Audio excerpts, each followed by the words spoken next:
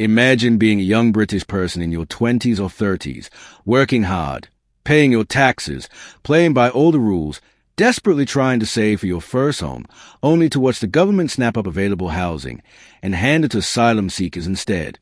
Not social housing built specifically for that purpose, but actual residential properties that could have been yours, that could have been your first step on the property ladder, your chance to finally move out of your parents' house and start your own life.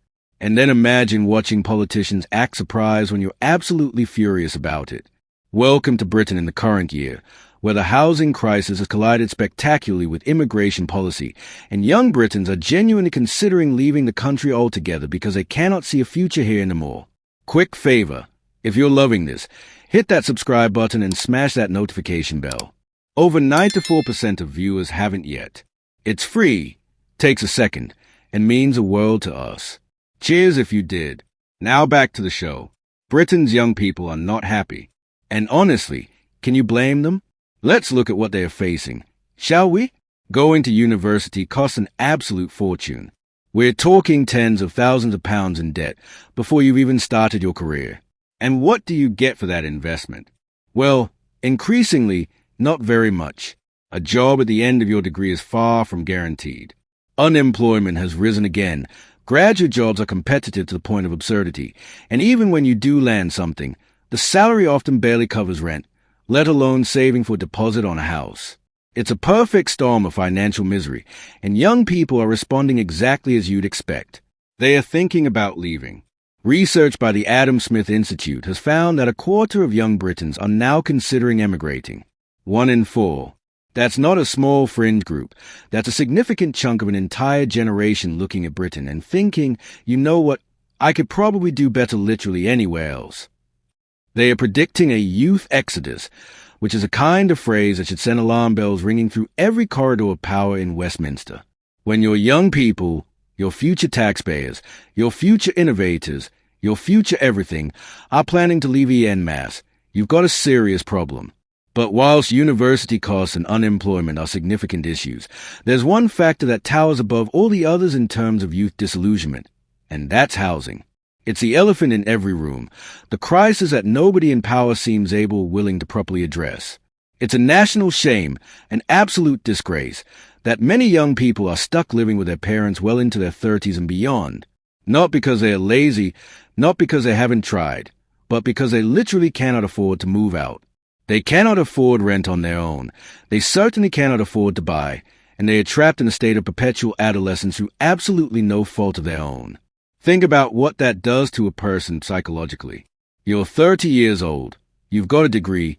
You've got a job. You're doing everything society told you to do, and you're still living in your childhood bedroom because you cannot afford anything else.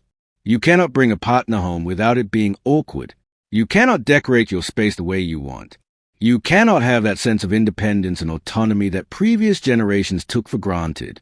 Your life is on hold, indefinitely, whilst you watch house prices climb further and further out of reach with every passing year.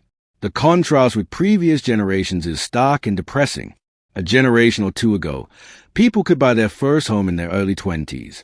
Not because they were particularly special or worked harder than young people today, but because housing was affordable relative to wages. By the time someone was 24, they could have bought a house, started building a life, made new friends in their community, taken on weekend projects, developed a sense of responsibility and a genuine stake in society.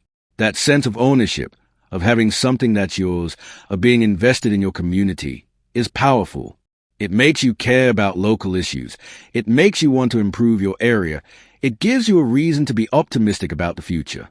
Now, Labour's response to the housing crisis has been to declare war on the countryside, hasn't it? Build millions more homes, concrete over green spaces, ignore local opposition. Just build, build, build. And whilst there's an argument for increasing housing supply, that's not actually where the most acute problem lies. Because here's the thing that Labour seems to have completely missed. We've already got houses. Lots of them. They are just empty. Walk through many town centres across Britain, particularly in the North and Midlands, and you'll see boarded-up houses. Properties that were once family homes, that could be family homes again, sitting empty and decaying. These aren't homes that need to be demolished and replaced.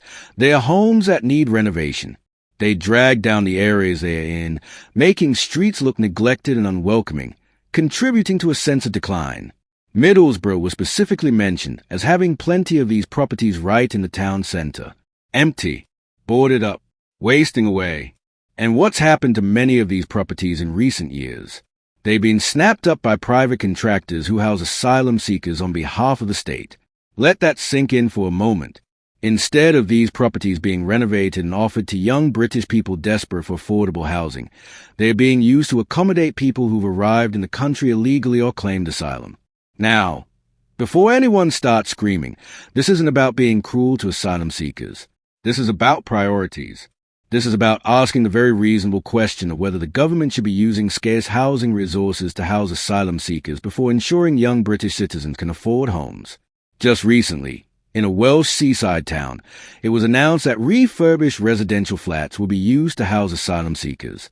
Refurbished flats.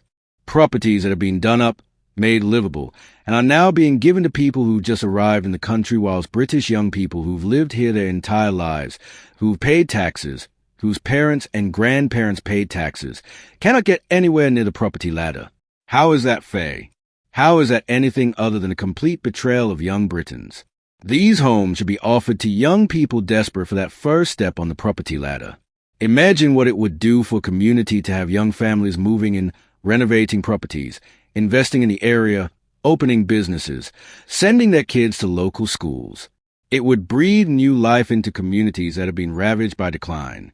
Instead of a constant churn of temporary residents with no investment in the community, you would have people putting down roots, people who care about making their area better because it's their home. And this isn't even a radical idea. It's been done before, successfully. Around a decade ago, several councils offered properties for just £1 on condition that new owners would invest in renovating them and bringing them up to modern standards. £1 for an actual house. Obviously, there were conditions attached. You had to spend money doing it up. You had to meet certain standards. But for young people with some savings and a willingness to put in work, it was an incredible opportunity. You could add safeguards to ensure owners stay for a set period rather than immediately flipping the property for profit. Make it clear this is about creating homes and communities, not quick property speculation. Other countries have absolutely cottoned on to this approach. Italy has been running schemes offering property for €1 in villages that have been depopulated. Spain has done similar things. They're enticing young families, including young British families, away from the UK for a sun-filled adventure where they can actually afford to own property. And honestly, who can blame anyone for taking them up on it? The appeal is obvious. Sunshine, affordable property, a chance to own your own home rather than paying extortionate rent forever or living with your parents until you're collecting your pension. It's not even a difficult choice. This is where the government's priorities have become so catastrophically misaligned that it's almost impressive. Labour is scrambling to move migrants out of hotels, which are costing taxpayers an absolute fortune, and into cheap housing. The cheap housing that exists, that could be renovated, that could be offered to young Britons, is instead going to asylum seekers. The optics of this are politically toxic. You don't need to be a genius strategist to understand that telling young British people they cannot afford homes whilst watching properties being handed to recent arrivals is going to cause fury. The petition mentioned in the title, calling for the Prime Minister to resign over favouring immigrants, is a symptom of this fury. People are angry. They are watching their futures disappear, their dreams of home ownership evaporate, their plans to start families and build lives put on indefinite hold, whilst the government seems more concerned with housing people who've just arrived and with housing citizens who've been here their entire lives. That anger is entirely rational and predictable. And here's the really terrifying part for Labour. Young people aren't just angry, they're mobile. They can leave. They will leave. The research is already showing that a quarter of them are thinking about it. When a country cannot offer its young people a way to put down roots, to build a life, to have hope for the future, those young people will vote with their feet.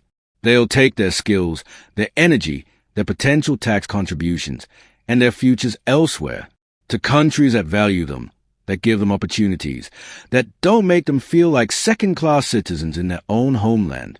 Britain will be catastrophically poorer for it. Not just economically, though the loss of a quarter of a generation would be economically devastating, but culturally Socially, in every way that matters. A country that drives away its young people is a country in terminal decline. It's a country that's given up on its own future. And the fact that we're even having this conversation, that youth exodus is now a genuine possibility rather than a fringe concern, shows how badly things have gone wrong. The solution is staring everyone in the face. Stop concreting over the countryside to build millions of new homes when we've got thousands of existing properties sitting empty and rotting. Renovate those properties. Offer them to young Britons at affordable prices or even nominal prices with renovation conditions attached. Prioritize citizens who've been paying into the system their entire lives over recent arrivals.